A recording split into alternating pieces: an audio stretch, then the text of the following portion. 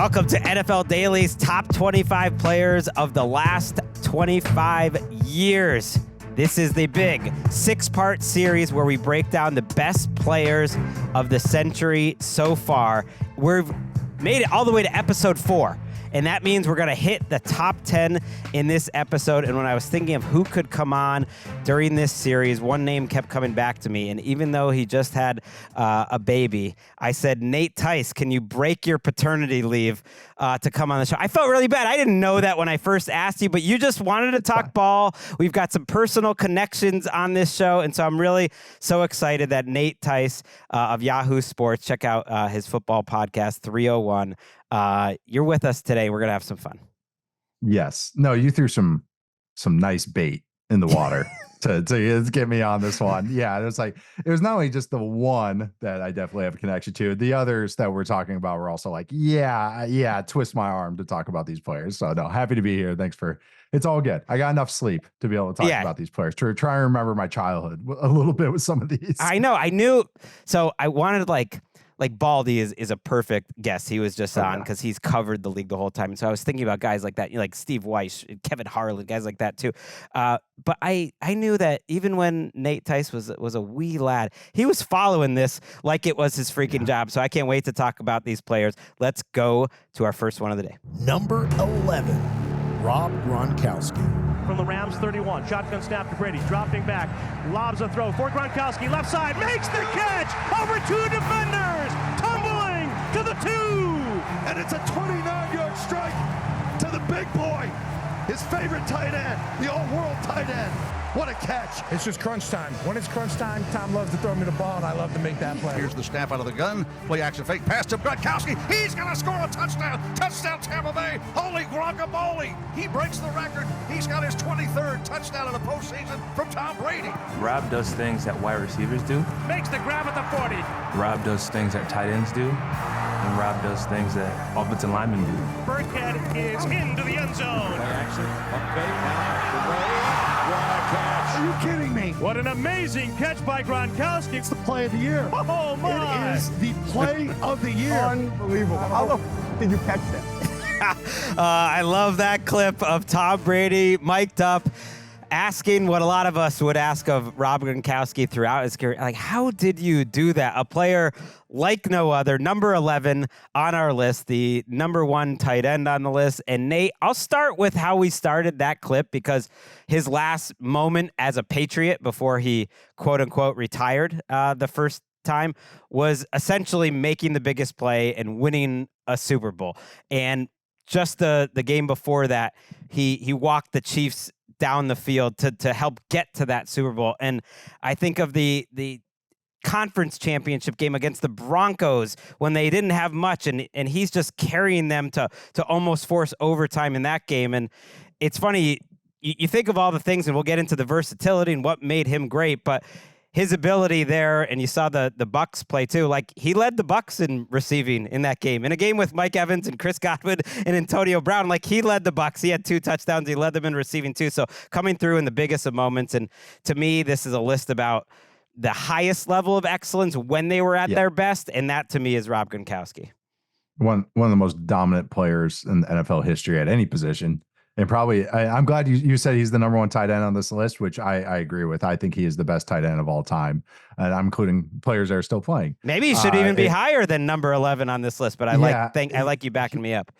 Yes, just absolute dominance. And not only just like, eye test stuff, just their statistical stuff, the scoring in his second year, I believe it was, all the touchdowns that he had, the yak that he had, he was throwing guys off of him. I always thought that Gronk was kind of looked like the kid that hit puberty early in Little League and kind of was just be able to throw everybody off because he was so much bigger and stronger than everybody else. Like the only blemish on his entire career was that Miami Hail Mary play. Oh, come on. He's on defense. That's not his fault. That's the only one I have in his career, but one of the most dominant players. You even hinted at the versatility, like this guy, and in the video, the clips, they said that right there. He's catching fade balls, fade touchdowns, which were automatic, it felt like. And it wasn't, the other tight end at that time that was doing that was Jimmy Graham. Mm-hmm. He was catching fade balls. And most people hate fade throws. I get it. But when you have that automatic answer, they're great. Like, it's really nice to have when you can just get it about 80% of the time. But the thing with Gronk, Jimmy Graham was a glorified receiver that wanted to be called a receiver. Actually, Gronk was a blocker. That was what they said too. And like, not just like, oh, he was pretty good at it. It's like, no, an absolute one of the best blocking tight ends ever. On top of being one of the best receiving tight ends ever, probably one of the most dominant as well. So he was the complete package and probably just one of the best players at his peak compared to his peers, like ever, I think. Yeah, you mentioned the second season. He had 1,300 yards, 90 catches, 17 touchdowns, and he was always a touchdown maker. By far, the leader in touchdowns throughout his career compared to other tight ends, just like far and away. And still, and it's crazy when you have an all-time rate stat like this over some of the guys back in the day when the game was just different. But by far, the leaders in yards per catch of a tight end. So you think efficiency, like he managed to catch 15 yards per catch his entire career, Nate. So you don't quite, like, I don't think people immediately think of Gronk as a big play maker. And I want to get to the blocking and everything. But when you think of the efficiency of red zone, big plays, and the fact that he didn't go out for as many routes necessarily as some of the other tight ends, because he was in blocking and obviously very valuable, more valuable as a run blocker. It's just next level. And we spent a lot of the episode. Travis Kelce was 25 on this list, Nate. And so Mina and I spent a decent amount of time kind of comparing. And for me, this list is more about how great you were at your greatest. And obviously you have to have some longevity. Rob Gronkowski had that. And to me, it's not that close because of that versatility. The way, and you can maybe explain this better than me as a real film guy, like the way that he tilted defenses because of the run pass option, because of how good he was as a blocker. Like, what did he do to the opposition? Like the guys that change the math or make the opposing team honor them. I think anybody who watched the NBA playoffs kind of feels this sometimes, where you're like, one guy's getting picked on over and over and over, or one guy, on defense or offense. And then the NFL, that's what it is week to week. Not saying other sports aren't. You can just see it more hyper focused in the playoffs. But in the NFL, Gronk's on the field as opposed to other tight ends, especially since about this time to now. They're more what we call receiving tight ends, Fs, Hs, guys that are off the ball or split out. Maybe a Sam Laporta is a guy that comes to mind. But you do not want Sam Laporta at the point of attack. As a defense, I can treat Sam Laporta more or less as a receiver, just a big receiver. He is a pass catcher, but I'm just going, yeah, he's a receiver to us. So that changes defensive looks. That changes what they can throw at you. And there's some good, a lot of bad to that. There can be some good to that. You can take advantage of it if you can get an offense coordinator like Ben Johnson. But I would just say that is just what it makes it harder on play callers and play designers, because there's some limitations. With Gronk, you can literally do anything. You can split him out one-on-one. You can attach him next to a tackle. You can run behind him. You do not have to hide him in the run game. You're actually using him as the point of attack. And that in itself is usually guys that can do that aren't really great receivers. Guys like Josh Oliver right now, who's like a fine receiver, but Gronk was the best receiver. So it's just that's that. I actually think Travis Kelce at 25 is like a tad low. But you mentioned the 15 yards per catch in his career. Kelce never hit that mark ever in a season. Like the highest that Kelce ever had is 13.5 in 2020. So you're saying Kelce shouldn't be on the list, or he should be? No, should be higher. Should be higher. It's tough when you see these names. They're the only two tight ends. I mean, then he's jumping over guys. Like, these are the quality of players you're jumping over, though. It's like Walter Jones and this list is outrageous. And Terrell Owens and players like that, Lamar Jackson. I recant my statement. Just look at the list first. But yeah, that versatility is the difference of why he's that high to me. Yeah, why? Yeah, he's the Y tight end. No, but I talk about rarity at a position. Like, it's going to be, I don't think we ever see a guy at this level that can do both things this well. Truly be elite blocking and an elite receiver, and not just like, oh, he's good hands and he's a number 2, number 3. He's like, no, he was the guy of a passing attack and in the red zone. It's just he's a unicorn player. It's just one of those, I wish he was always healthy and stuff. And we always just got to see the true of all of it. But man, the flashes, or just the sustained flashes, have been amazing. Yeah, it's fair to point out 2012, 2013, like what would have been right in the prime of his career, suffered through some injuries and, didn't stay on the field as much. But then he did bounce back. He ultimately had about 7 seasons where he was on the field almost the entire time. And those seasons, like almost every one of them, he was first team All-Pro. And it's interesting to think about the different eras of Gronk, because when he comes into the league, 2010, he's a 6'6" tight end, just a monster, 264 pounds. And you would think he would be like a high draft pick. And yeah, he had some back injuries, but that wasn't the only reason he got drafted low. Like, people weren't sure. If you go look at the NFL.com profile, Nate, they were like, is he really explosive enough? Like, is he a good enough route runner, like, to be an explosive guy? He got taken 17 spots, Nate, behind Tim Tebow. And I'm glad you pointed out the hands, because to me, that stands out to me. Like, he could go pick up a Tom Brady, almost a ground ball missile, and just grab it off the turf. In addition to catching those fade balls that you mentioned, he was good coming in and out of his routes. Like, I thought he was really good at that for his size. And I really do think about this Denver sequence that happened in the AFC Championship game was one of the worst Patriots teams that got that far. Steven Jackson was their running back, and they're trying to win a game that they're heavy underdogs in, and it's 4th and 10. The season is over if you don't pick up 4th and 10. Denver, with a great defense, the no-fly zone, is double covering him. They're like, we're not going to let Gronk beat us on this play. And he decides to just like run a go. I think it's his option, because he's like, this is my best chance to beat them. And he catches a 40-yard catch in double coverage to keep the season going. Then on 4th down, season is absolutely on the line, like, once again, and he makes a crazy toe-tapping touchdown over a receiver in the back of the end zone to give them a chance to win that game. They don't get the 2-point conversion. They lose by 2. They needed that too. But it's like that's the sort of legendary stuff that I think, for me, like, at his very highest level, is just, he's just doing things other guys never did. And that, to me, is what I'm looking for when I'm looking at these top, like, when we're getting now into the elite of the elite players at the very top of this list. Yeah, what the guys that were like, man, I don't know if we'll ever see that again. That's really what it is. And also, on top of it, I know what his persona is, but like, as an on-field player, he's extremely smart. Like, he's a very smart football player, and understood landmarks, and obviously could take tough coaching under Belichick and stuff. But I think also that's an underrated aspect with him. It was his understanding of where to get to, why he's getting there. You hear him talk some football, even like the No Laying Up guys, the golf podcasters, golf guys. They would talk to him about their quarterback rankings, and he actually had like real tangible thoughts on quarterback rankings. It wasn't just like, oh yeah, he's a baller, like, it was like, no, like, he actually, you could tell he's watching. But so it's something that I think has also just been underrated with him. And you said that he dropped in the draft, and he's one of those guys, and this always happens when a guy breaks out.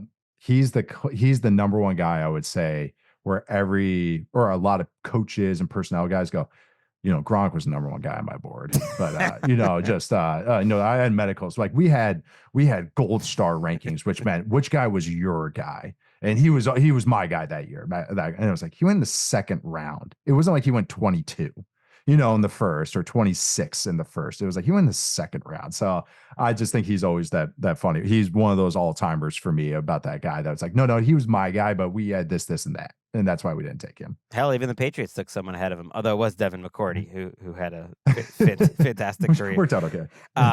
Yeah, there's this play. I remember when Jonas Gray, I think it was during his crazy game against the Colts, this running back for the Patriots, who had one brief shining moment for them on a primetime game, scores a touchdown.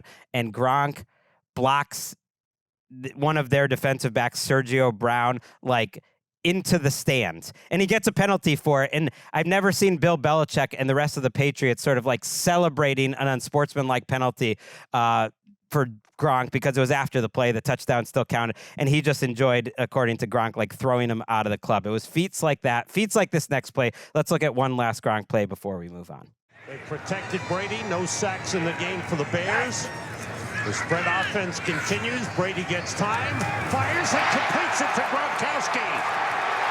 Fights off Monday, heads for the goal line. Touchdown!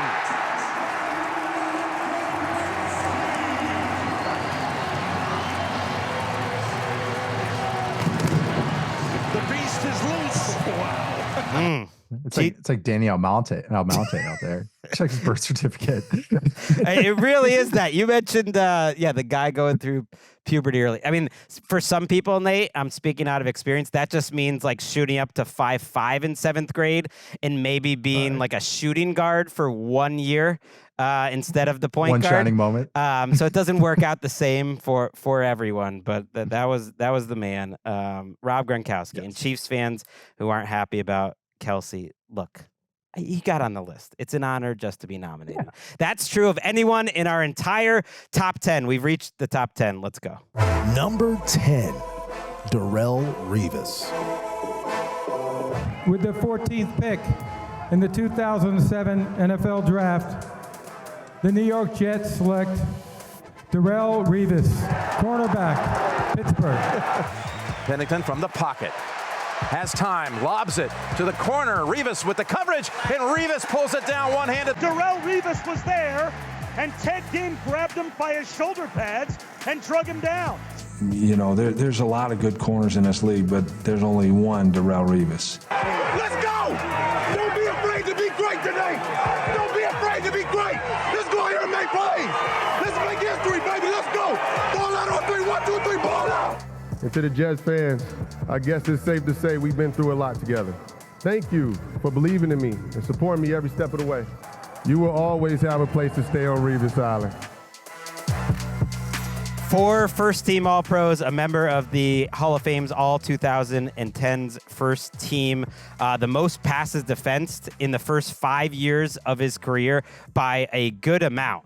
And stats don't really define Darrelle Revis, but like Gronk, to me, at his very best, I think he's the best at his position that I've seen since covering the league. Do you agree, Nate Tice? Yes. Yes. Him. I'm counting just the last 25 years. Ramsey's up there. Woodson did not even make this list. Surtain the second's going to get there, but he's going to get there. I mean, he just won DPOY, so I'm not like saying anything outlandish here, but yeah, he's going to get there. But no, yes, I would say he's the definitive one though. Like Revis Island is a deserved nickname. Like his reputation is deserved because there's nobody quite like this. It's why Rex Ryan could be Rex Ryan at the New York Jets is because of Darrelle Revis, which you can't say that about a lot of defenders.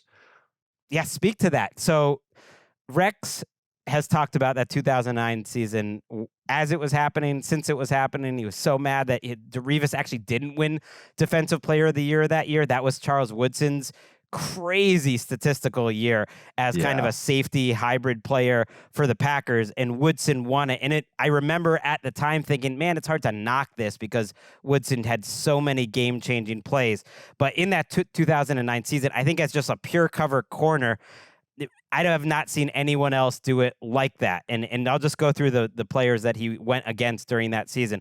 Randy Moss 2 times, Terrell Owens a couple of times, Steve Smith, Andre Johnson, Reggie Wayne. And none of those players, Nate, went over 35 yards in any of their games, like against Darrelle Revis. You mentioned how, he helped Rex do what he did. Could you explain sort of like what he unlocked for the rest of that defense? Well, because Rex Ryan was bringing so much heat, especially in that era when he was such an outlier. Actually, a lot of what the modern NFL does is really Rex Ryan influenced. Right. A lot of it, and it's really cool to see actually. But with Rex Ryan, it was because of what he ran behind all of the funky blitzes and the creepers and simulated pressures that they call them, is he put the corners would be in a lot of one-on-one situations. Now today, there's some high-end corners, but I actually think corner play, like the standard of it, the floor of it has risen, but the stars are still hard to find. Is that defenses now go, we'll just run cover 2 behind this look. We'll run like a version of zone behind this look. while Rex Ryan could just go, well, we're going to run these blitzes and I can run any look behind it. I don't just have to run a safer cover 2. I can run man-to-man. I can run cover 3. With these situations, that puts a guy on, it creates one-on-one situations. And good quarterbacks and receivers, really, especially in the NFL, it's usually called a gash or be gash world. All right, you're going to blitz us. If we have the talent or we can block it up or we have the dudes at quarterback and receiver, we're going to hit a big play against you. But against these Jets teams and why they were so good in that era, so good that they were able to make Final Four runs with weaker offenses, was that they could just blitz or fake blitz and run all these creeper simulated looks. And no matter what, they could have Revis cover the number 1 guy. And they didn't have to be run a more passive look behind it. They could stay aggressive. And it's just, that's what these are the guys that we're talking about. We just said, you just mentioned it. Hey, top 10, top 11, top 15. We're talking about real needle movers. This is a skeleton key kind of player. That's what really, really good corners can do, is that they just true outside lockdown corners, is they can let you be aggressive, because now you can really only have to cover 2.5 seconds. Or if your blitz doesn't get there, you can hold on for 3.5 seconds in theory with these types of guys. It just allows defenses to be more aggressive. And then he just went with the aggressive guy and Rex Ryan, just one of those perfect marriages of player, other aspects of this team, and then the coach to kind of wield him at that time. Yeah, he came in talking such a big game. Rex immediately, before he even had Revis for a game, said, oh, he's the best cornerback in the league. He's going to be. And he hadn't really shown that level of play yet, but he saw the vision. And yeah, in that season, 31 passes defense and 6 interceptions, and he gave up 41 completions on, I think it was 111 attempts at him. So people were trying him a little bit. So if you do the math there, you're throwing for about 30% when you throw it to Revis. And these are the best wide receivers in the league. And when you do throw it on those, when you're completing it 30% of the time, there is almost an equal chance that a guy makes a catch as Darrelle Revis touches the ball. And so that level of total dominance, it was a demanding style of play. It didn't hold up as well throughout his whole career, but the brilliance that he had for that stretch with the Jets and then coming back around, it did contribute to him being the top cornerback for me on that list. He was awesome in that 2014 Patriots season. So that was like the era of the Miami Heat super team, and that Revis pickup kind of felt like it, because the Patriots were knocking on the door, and they got a great Revis season in 2014, and Malcolm Butler, helped deliver Darrelle Revis and everyone else on that team a championship. It's such a hard position to sustain high level play, because it's just twitchiness. You look at any sport that requires athleticism or just even quick twitch athleticism. It's why you look in combat sports, it's why smaller fighters age quicker. It's because so much is around at speed.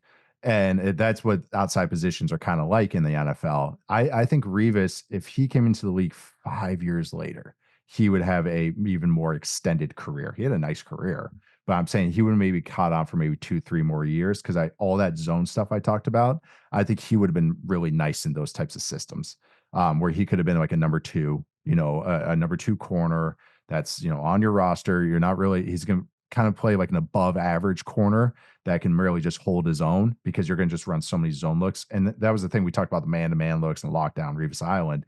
His body positioning was excellent. Like he just knew how to position his body and get his hands on the ball. And I think that's just why he would have aged better if he just came into the league even a little bit later. Like you say, it's just such a demanding ask to just play that way. So actually modern comparisons. Stephon Gilmore is last year with Minnesota, gets in a Brian Flores defense that's a little bit more zone heavy with all the funky looks. I think Revis would have kind of aged that way as well. The crazy thing with Revis, though, is like the rest of the Jets would be in zone, but Revis would just be in man. Like Rex talked about that, just like, okay, the rest of the team's doing one thing, and I've got Revis, as you mentioned, doing something else. Let's look at Darrelle Revis, and he might be going up against someone else that's on this list. This is Revis down here on 81, Randy Moss. Brady going to go deep for Moss. Revis is there and picked it off. And is brought down by Moss back at the 16-yard line. That's like a perfect example of what I was talking about. They've ran a blitz. Jim Leonard, of course, the Rex Ryan's favorite player ever, who's with the Broncos right now, gets home. Tom Brady has to throw a go ball to Moss, which usually is like guaranteed touchdown. 1-on-1. There's the blitz. Jim Leonard free.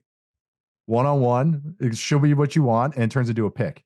I mean, that should be a touchdown. Like those are math changers. That's why like Darrelle Revis is Darrelle Revis. Yeah, that was like a perfect example. It was such a good matchup for those years because famously, Moss's first game with the Patriots, he goes deep on Revis, who was coming off an injury at the time, and like that's an all-time touchdown for him, and then that's an all-time interception for Darrelle Revis, one of the best to do it. Let's take a quick break, and we may just have spoiled who's on the other side.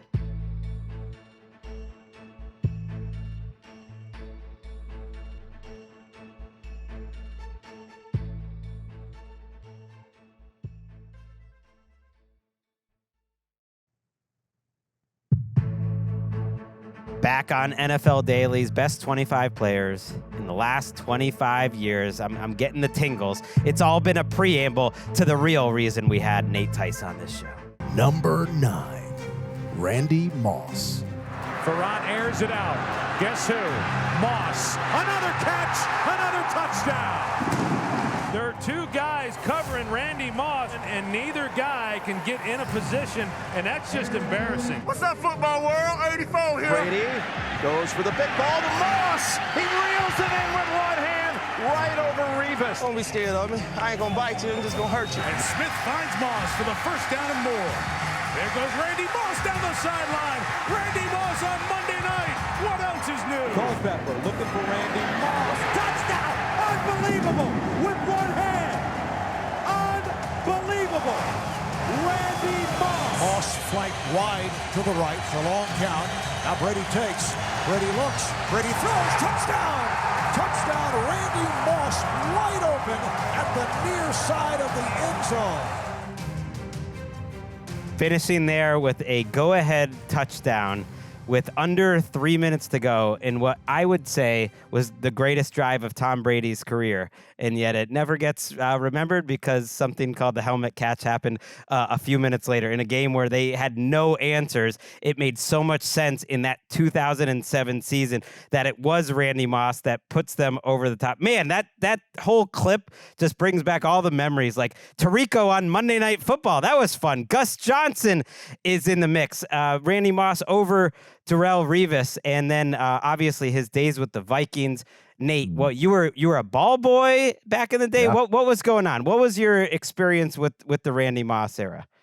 It warped my perception on NFL athletes and athletes in general for my entire life. Oh yeah, this is normal. This is just what you see every day. And then realizing as I've gotten older that I might not see that ever again. Just like when we're talking about Gronk, talking about unicorns, talking about once in a lifetime athletes, like that's Randy Moss to me. He's all of 6'4", could legitimately run a 4.3. People say below that, but legitimately a 4.3. The greatest hands ever, the greatest ball skills ever. Also another guy that's a football genius, believe it or not, like really is, as far as just body positioning, understand coverages, like really, really advanced level. And just the package of all of it. And also just, again, aged actually okay for a minute with the 49ers, where he almost had like a Vince Carter late career, where it was kind of his athleticism would be okay, for a minute. But when you talk about that 7-year dominance, it's almost like Shaq. Like it's just one of the. I actually, when you told me the guys that we're going to talk about, I thought we were going to be maybe a chunk higher because this guy was included, Randy Moss. Because I don't think it's just he's just the once in a lifetime type player to me. I know I have some biases with that, but I think anyone that watched him and see them, just watch one game in that kind of 02 to 05 era, 04 era in Minnesota, really 98 to 04. Yeah. But really when the Randy ratio kind of started, and just watch him kind of take over 2003, watch him against the Packers in 2003. And you'll just watch a drive where it's like, that first clip you guys had, and that was 2003 as well, is Gus Frerotte threw him the ball against the 49ers. And even on that play, we talk about certain players change the league as far as scheme and everything. Lawrence Taylor is the famous example. Randy Moss is the same. Like the proliferation of cover two also helped that the NFC Central featured the Tampa Bay Buccaneers. But cover 2 became happened more league wide because teams go, well, that's how we have to stop Randy Moss. Otherwise, it's singled up automatic touchdown. But you watch that first play, it's Gus Frerotte, backup quarterback, launching a ball against cover 2, which should be impossible. He should be double covered with 2 guys with him, with a safety that should be over the top of him, and he's past him. So talk about math changers, just guys that break the space-time continuum of football. That was Randy Moss, and I stand by it. It's the greatest athlete I'll probably ever see in my life. I love it. I'm glad you're pushing back that he should be even higher. I think I sent you a text at one point when I was like, would I be crazy to have Megatron over Randy Moss? And you were like, I got short with you. Yeah, you were just mad. I had Moss even lower. I had him 12 for. Okay, I will defend myself, at least in terms of why he's not even higher. And at this point, they're all just so good that you're not including 98. You're splitting hairs. Yeah, you don't count 98. The best that's fair rookie season of all time. I think for the era, in terms of the fact that he was, because Puka Nakua's numbers are crazy, but for the era, and Jamar Chase, right, to get MVP votes. He was 3rd in the MVP that year. Randy Moss, he led the league in touchdowns as a rookie wide receiver. It was just stuff that you'd never seen before. So that doesn't count. And then he has the pop-up seasons, Nate. He has the 4 first-team All-Pros, but I'm only counting 3. But in terms of the breadth of, as the entire career, it was like a little less, and the other guys at other positions, not even at wide receiver, because ultimately Randy Moss is my highest receiver on this list. I thought their incredible excellence at the very top, plus they added like a sprinkling of a few more extra years. But that, I'm just splitting hairs. You're making me talk negatively about Randy Moss. This is preposterous. He's in the top 10. We're in the top 10. I know it's so tough with all this, and I get it. And I know what I saw. It's one of those, just the highlight reel moment. Not even, man, now you're just making me go down memory lane. I mean, Please. Just the lateral play against the Broncos, to Mo Williams. I again, just a football genius to him, the sports genius. There's a play, this would have been 04 against the Saints. And I want to say it was Sunday night. It was Sunday night or Monday night. And Dante Culpepper throws it 60 yards into the back corner of the end zone. And again, it was Randy Moss beating cover 2 on a 3rd and like 15. And that, just talk about math breakers, is Dante throwing it as far as he could, Randy running by everybody and catches it in the very, very corner of the end zone. It's one of my favorite throws and catches ever. But he made that on the regular. Like he did those like on a week-to-week basis where it was just truly highlights. I mean, anyone that owned him in fantasy, even the aughts, it would be like he would have games where even if he got taken out of the game, right, they would find a way for him to score in the red zone or something, because he was another fade guy that was dominant on fades, where he would have games where it'd be like 4 catches, 22 yards, 2 touchdowns. Right. Like he would have like random games like that. Like look it up. 03 week 1 Cowboys. He had a game like that. I love that you're pulling all of these just totally out of thin air. Exactly. No, but it's really just one of those players. Again, I don't think we'll see that combination of traits. We might see big and fast guys that can run some routes. We might see guys that can catch everything and be fast, but maybe at 5'10". It's just that combination of size, speed, ball skills, all rare. And one of my, if you want a neutral party, I said this in the draft process because we were talking about Travis Hunter, because I said Travis Hunter's ball skills were like a mini Randy Moss, is that Bobby Bowden said that, that Deion Sanders was his parameter for athleticism. And he said Randy Moss is a bigger Deion Sanders. And that, come on. Right. That's really what we're talking about here. But yeah, I one of my, probably my favorite player ever, probably will never be topped. And I got to see a lot of cool things watching him in practice and games up close and personal. There's so much about that I could dig into.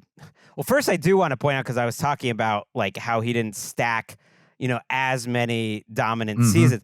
Let's not get it like carried away. He's 4th all time in receiving yards, and he's 2nd in touchdowns. Like he has the cumulative counting stats. He's 2nd in 100-yard receiving games. He's 3rd in like 1,000-yard seasons. So Hank Aaron stinks because he's 2nd in home runs. He has all of those numbers too. So I love what you said about how he changed the game, and that I think is important if we're going to put a player this high.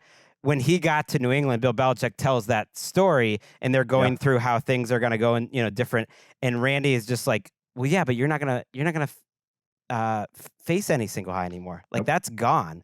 Like you couldn't watch film. Like everyone got played them differently. Right. He's like, don't worry about how we're going to handle those defenses. And Belichick often said how Randy Moss taught him more than almost any other player he's ever coached. He said, certainly the smartest receiver he's ever coached and one of the smartest players overall, and that they kept adding different kind of two-way goes into an option routes into how he ran because he could handle that. And a lot of the time, a lot of his touchdowns you saw were like he's coming inside and then he breaks back out to the corner. And that was all like intelligence and him and Tom Brady, two geniuses being on the same page. And if we want to get into just like numbers again, they combine for the greatest season ever between a quarterback and a wide receiver. Let's check out a clip. 3rd down and 10 for the Patriots at their own 35. Direct snap to Brady. Stands in the pocket. Fires it to the right, down the right sideline, and caught at the 20-15, 10-5. Touchdown, Patriots. Tom Brady to Randy Moss, and they each have set NFL records on the go-ahead touchdown. 65-yard bomb. Brady to Moss for Tom Brady. Touchdown pass number 50, an NFL record. For Randy Moss, touchdown reception number 23, an NFL record. One play, bang, bang, they both set NFL records. It is really crazy to think about that because Ty Warren, or who was it that who grabbed Eli Manning's jersey and couldn't get him to the ground on that play. Like if they're able to do that, if the Patriots defense comes up big with that lead against the Giants, then Randy Moss breaks the all-time record in receiving touchdowns on a game-winning, like huge long touchdown to go 17-0 to end the regular season. And they were losing that game. It was like week 17 and it was in the fourth quarter, and he breaks that NFL record. Network. It was a big special NFL Network showing. It was a big spot for NFL Network and Brian Gumbel, I believe, at the time. And so that's what he does in the regular season. And then he finishes that season out by winning the Super Bowl by catching the game-winning touchdown for with under 3 minutes left. And it's crazy how much differently we would remember just that season, as magical and as memorable as it is, if their defense just finishes out that play. But there were so many moments like that, and you brought up a bunch of them already. I love it. I mean, it's not a coincidence he was on the two teams that set the point record, scoring record. 98 Vikings and then 07 Patriots. He was a big reason because of that. For that, all the memories, and again, that cover 2 stories. The one I always come back to, and like that Belichick, I was so cool for me to hear the Belichick version of that and the Patriots version of that, because that's what I would hear Scott Linehan and my dad talking about in Minnesota, was that they couldn't use film from previous weeks because nobody was playing cover 2 every snap. And if you look again, the gravity of this, there's a couple of receivers that get this now. Justin Jefferson, which is fun, another Viking, gets this treatment as well. But if you look too, as those Vikings teams had awesome run games, is because, and that is something, again, changing the math. So it's just not only his stats, it's how he made everyone else's lives easier. If you're drawing double coverage, that means everyone else gets singled up. Jermaine Wiggins had his career year with Randy Moss in Minnesota. Yeah, former Patriot as well. Yes. Was there some Weldy Moore, Randy Moss? They were kind of like the two twin towers, though. They were really setting each other up, I feel like. And Nate Burleson in there. Weldy Moore. No, but that was actually a big, because they would get, sorry, you're just making me rant now, but it's, they would get all the cover 2, and the running back would be ISO'd up on like some big linebacker with a neck roll. So they had all these receiving running backs that were able to just win. Ontario Smith was the other guy that would just win these one-on-ones. It would just be cheating, just little one-on-one matchups because Randy Moss was taking so much coverage. Yeah, but let's look at one more fun highlight from the Vikings era, which is remembered for a variety of reasons. Moss. Randy Moss is in for a touchdown. Al Harris playing off, bit up on the route, and Randy Moss, without even really being able to run, as he shoots the moon to the fans here in Green Bay. That is a disgusting act by Randy Moss, and it's unfortunate that we had that on our air live. That is disgusting by Randy Moss. Well, let's get back to the play. Randy Moss. Great job, by the way, by Chris and Troy. What a booth, by the way. Joe Buck, right? Chris Collinsworth, and Troy Aikman. Collinsworth just rips out "shoot the moon" in the middle of a sentence very naturally. Buck cuts him off, and then Troy's just, you could tell the disdain in Troy's voice was kind of like, calm down, buddy. And it was like, all right, let's get back to the play. What a moment. Troy's right. That wasn't called in the huddle. It was a run play. And once again, the Packers ran man coverage, and it was just a signal from Cole Pepper to Randy. And if you even watch on it, they're not pass blocking. Everyone's run blocking. And so he just skirts out to the right and just throws it. But yeah, again, math changer. And that was on the high ankle sprain as well. Yeah. So shooting them. And then that's also, God, you're just making me just rattle off. This is like nostalgia for me. So you also noticed the afro. Yeah. That was Kelly Campbell, Nate Burleson, Randy, and a couple other guys, Jermaine Wiggins. And the afros stood for America's finest receivers on Sunday. Or Saturday, because there's a game they play on Saturday. But yeah, just little aughts. Vikings I love that. I can you. just, what was it like for a little Nate Tice there? Yes, for listeners that aren't aware, your father Mike coached the team from 2001 to 2005. A lot of offense in that time. Yeah, the carnival teams. Yeah, a lot of points. And again, that's what I thought was normal. I thought playing in a dome was normal. I grew up in the Kingdome and the Metrodome. So those were I thought that was I thought multi-use stadiums was normal as well. But yeah, no, but it was awesome. Got to see a lot of cool players, a lot of cool offenses, a very fun division too. And a very fun period of the NFL. We've talked about this off air, but it was when I went to 32 teams, it was right when my dad became a full-time head coach in 2002. And that felt like a transitioning of eras. And then probably another little transition after that. But like right at that point in time, it was defenses were changing, offenses were changing, getting a little bit more wide open again. There, it wasn't just as run heavy. So I thought it was a very cool time period. It was very fun though. But those Minnesota teams were a little wild, little wild. Lax character rules was the money ball. The Love Boat was involved, and that play, Wizinator. That play we just saw actually inspired. I had forgotten that was the play that inspired the famous quote from Randy Moss when they asked him in the parking lot how he was straight cash, homie. He was gonna pay for the fine. Straight cash, homie. Let's go to our next player. Number 8, Ray Lewis.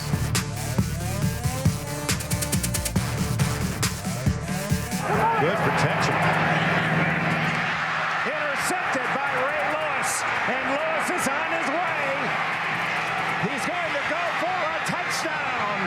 Oh, my. He is the best tackler in the league. As far as I'm concerned, when he gets his hands on you, you can forget it. You are going down. When I step on the field, the reason I'm on the field is to prove to the people that I'm the best. When you talk about a middle linebacker, when I step on the field, I want to make sure when I walk off it, you just seen me. Here's Lewis playing on special teams. Oh, I'll tell you, that's worse than a poem. That's one that loosens your teeth. This your entertainment. God put me here, give y'all entertainment. Ray Lewis, the highest off-ball linebacker on this list. We had Luke Kuechly there at 14, but ultimately Ray gets the top spot. All-time tackler, 7 first-team All-Pros, which is just outrageous. He kind of had that peak early in his career, and then he tacked on this period from 08, 09, like 10, where he suddenly was popping off again. 2 Defensive Player of the Year votes. Very few players in NFL history have ever gotten that. 2 more seasons, by the way, where he got some MVP votes. 3 more where he got Defensive Player of the Year votes. So for a long time, Ray Lewis was looked at like not just at the best at his position, but as just one of the best players in the NFL. What stands out to you first when you think about Ray Lewis? Kind of like the first modern linebacker as far as coverage, blitzing, run ability, was big enough to stop the run as well. Can run sideline to sideline. Like also has the intelligence and just understanding, defensive calls as well. Kind of that total package. I feel like before that, because of what the NFL was. It was so run heavy. There, some run and shoot stuff was coming around, but most linebackers had the neck roll. They were big thumpers that had to take on fullbacks. Ray Lewis felt like a linebacker that was meant to cover single back offenses. And maybe there's others in this era, but he was like, okay, this is the prototype that everyone else is chasing. And then again, another guy that it's where is it the scheme? It's where the scheme and the player unlock each other, where he is helping the scheme out because he can do so much. He can cover. That's the thing that stands out to me. I just keep coming back to is that he could cover. Like Derek Brooks would be another linebacker like this at this time. That was like, okay, this is a coverage linebacker that can, but also do other things. But Ray Lewis was thick enough to, stop a guy right at the line of scrimmage as well and live in the box as well. It wasn't just a big stiff. So that's where we're talking about these needle movers, game changers, math changers, whatever you want to say. And Ray Lewis felt like the new prototype for, the 2000s when he was kind of hitting his prime. And even though he hit it maybe a year or two before the aughts, but really just once he was into the 2000s, it's like he was the dude at that position.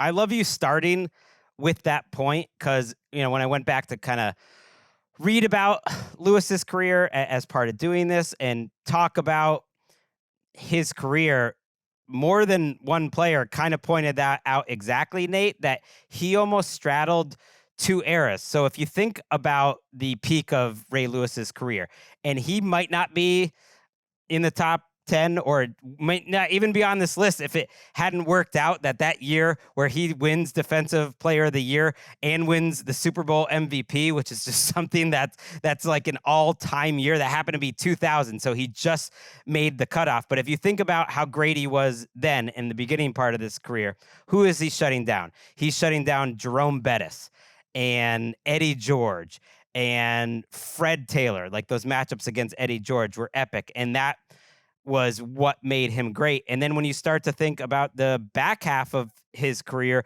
it really was the versatility and the coverage. So many of his best plays, when you're looking at his highlights, are just fooling quarterbacks, making quarterbacks look stupid. And I think that gets lost when you talk about Ray Lewis. Mike Nolan was one of his coaches, Nate, and he mentioned that he was Lawrence Taylor's coach. And this is a hot take, but Mike Nolan said he thinks Ray Lewis is the best defensive player ever because the difference is there was no escaping him. You could not run away from him.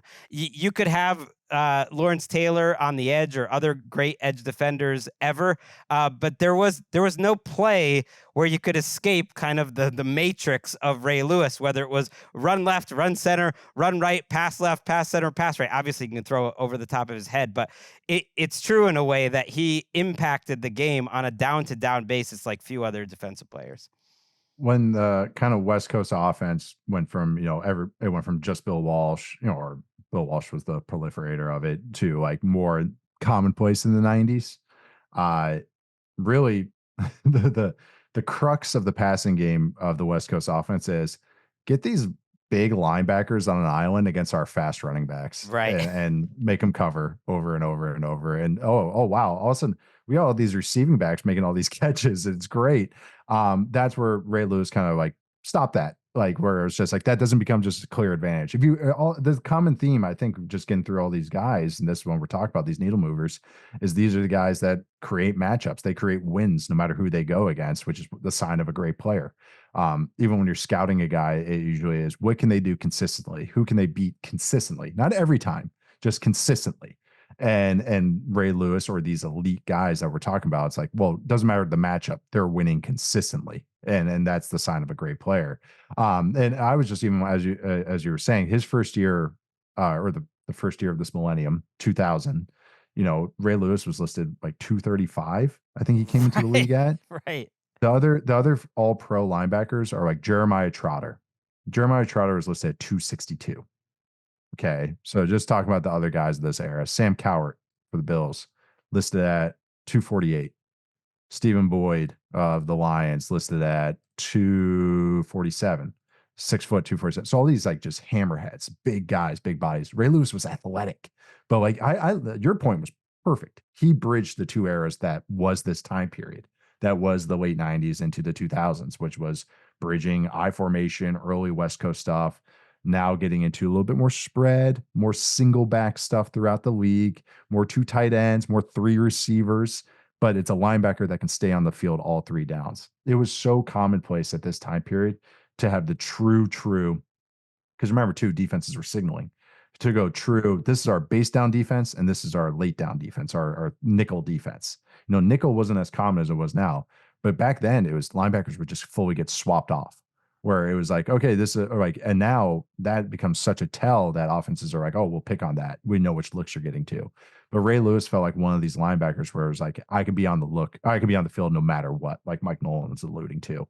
Like he can just impact the game in all those ways. So it's just like it's so much fun to talk about all these guys because I feel like I'm repeating myself a little bit, but that's what these guys were.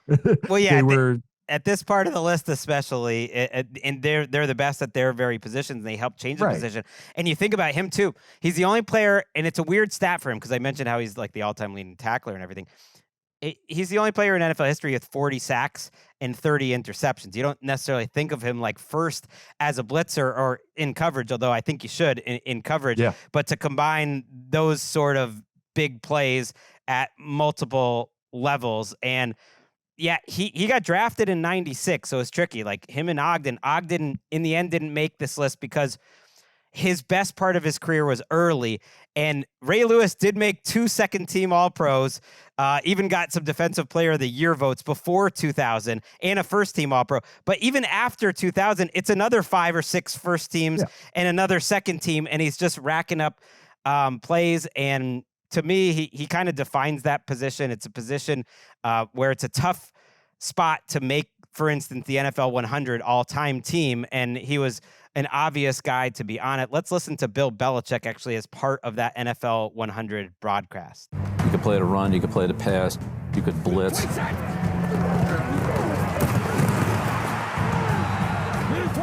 You had great instincts, could handle the defense.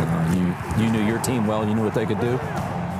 And you certainly knew the opponents well, and you knew how to defend what they tried to do. So it's obvious that your preparation paid off. Let me deal with the pump and go. That's why I'm sitting so high on that. But he gotta play that. Remember, we're playing Brady. It's a chess match. What? Yeah. I hated playing against you.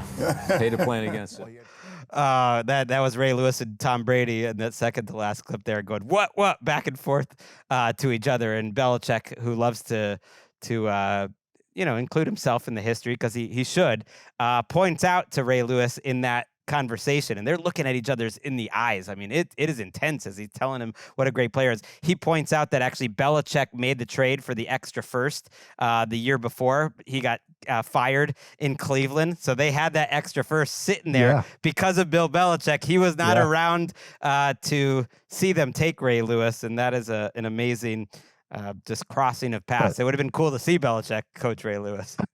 But the other side of that is because of Bill Belichick, they're in position to take Jonathan Ogden. Right. I will speak for Belichick here, and because of Art Modell, they were in position. Right. As Belichick likes to point out, it's not great for your season when you announce the team is moving halfway through the year, and you got fans ripping up seats. It's not great. Mike Singletary had a quote when I was looking up too, and he coached Ray Lewis. I don't know if you remember that he was a position coach back then. And I love it when all-time greats give up the flowers to other similar ones. And Singletary says, yeah, I see the comparison. Like he always got compared to Singletary, but he's like, Ray is better. And he said he thought Ray is better physically and mentally. And Shannon Sharp had a quote, and I think this has to be said when talking about Ray Lewis. He thought he's the greatest leader in the history of team sports. Rod Woodson said, who had been around and been on a lot of different teams too, said, like, I've never been a teammate with someone that was such a giant force of personality that he truly dragged all of us with him. And when he's talking about us, he's talking about like Hall of Fame guys like himself, that he's never been around someone that was able to like just collectively bring up the energy of every single person around him. And I think that is part of the reason why I put him here. That sort of consistency over a career like that, I give him a little extra, bump him up a few spots. Yeah. I want to have Moss over him, but I know you would. This is what I'm going to do now, Nate. Every single rest of the guy on the list, I'm going to be like, should I have put Randy Moss over him? Like maybe, Right. maybe I agree with you, but either way. I got to see who comes in higher. I got, and then I'll probably be like, oh yeah. It's a lot of quarterbacks. We have a lot of quarterbacks left. Yeah, and I totally get that. No, and Ray Lewis too. I know we're talking about pros and 2000s. It's like he's the U. Like he's he epitomizes Miami as well. Just that competitive nature as well. But yeah, I'm glad you brought that up. The leadership stuff as well. Like that has to be said. And again, epitomizes what that Ravens defense, which is always going to be in my brain as like what I thought was the most fearful, scariest defenses. Those 2000s Ravens defenses. Those are the ones in my brain as they are the bar. Oh, 2000 Ravens is the best defense of those are the best I've ever my seen. lifetime. The most dominant. They snuffed out everybody. it was ridiculous. It was a different era in a way, and they helped. I think some of the rule changes were partly because of like how good the Ravens and the Bucks following them up were. But yeah, that they are the absolute best, and so I love having Ray Lewis as a representative for them. One. Nate, you did it. I hope your daughter has not woken up from her nap yet, and I appreciate you taking the time to take a trip down memory lane. Thank you, buddy. This was fun. Thank you for letting me rant. I felt like a comedian getting the red light during the Randy Moss segment. No, not at all. I could keep going. It to me. What I found with this is like I could do a whole episode. I could do a whole episode on Randy Moss or any of these guys. It's unbelievable. He's Paul Bunyan. It's kind of how it goes. But thank you for having me. Always fun, Greg. Our next episode will be the 5th edition of NFL Daily's 25 Players in 25 Years, and we will be joined by the legendary play-by-play announcer Kevin Harlan. He will help us cover players 7 through 4, and hopefully somewhere Nate Tice will be listening and being angry that Randy Moss wasn't ranked over them.